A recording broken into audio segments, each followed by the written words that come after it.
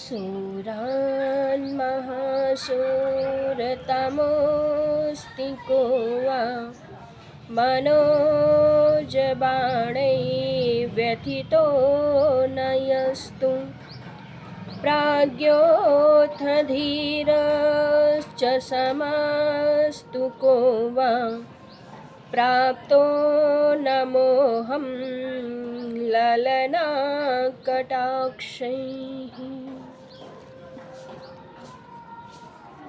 शिष्य अपने गुरुदेव से प्रश्न करता है और पूछते हैं कि हे गुरुदेव, वीरों में भी सबसे बड़ा वीर कौन है? किसे आप सबसे बड़ा वीर कहेंगे? और दूसरा प्रश्न करते हैं कि विद्वान और समदर्शी तथा जो धीर पुरुष हैं वो कौन से हैं? हम कैसे जाने कि कौन धीर पुरुष है? गुरुदेव कहते हैं कि सूरान महासूर, जो सूर्यों में भी सूर्य है, जो बलवानों में भी बलवान है। कौन?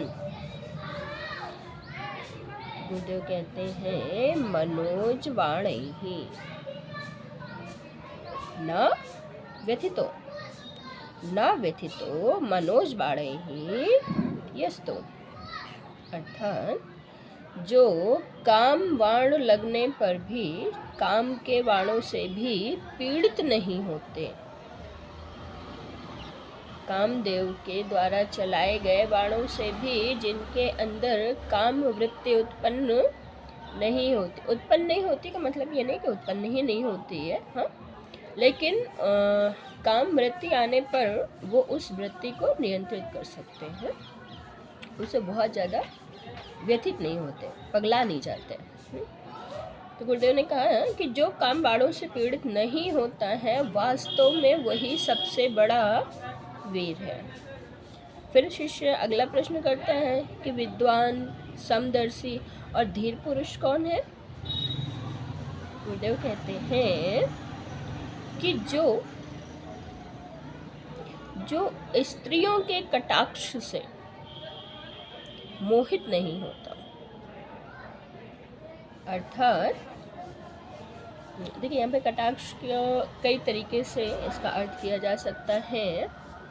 एक तो उनके नेत्रों से नेत्र मिलने पर उनकी जो वाइब्रेशंस होते हैं, आई कांटेक्ट के थ्रू जो वाइब्रेशंस निकलते हैं एक दूसरे के लिए, वो उनको बहुत ज़्यादा प्रभावित नहीं करता।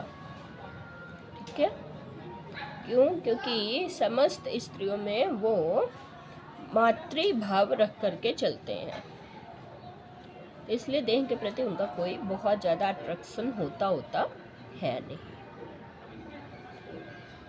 कौन धीर कौन कहेंगे? समदर्शी कौन कहेंगे?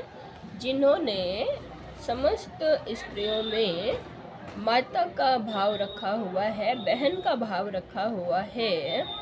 जब हमारे अपने भाव में शुद्धि है तो सामने वाले का व्यवहार हमें बहुत ज़्यादा प्रभावित करता वर्ता नहीं है। अर्थात उनके किसी भी हाव भाव से वो प्रभावित नहीं होता, उसके अपने स्वतः के भाव में कोई परिवर्तन होता नहीं है। जो ऐसा है वो धीर पुरुष है, वो समदर्शी पुरुष है और वास्तव में वही विद्वान है। ऐसा गुरुदेव उसको समझाते हैं। अब ये थोड़ा सा समझने की चीज़ें हैं, हालांकि वीडियो लंबा हो जाएगा। देख लेते हैं 2 मिनट चर्चा।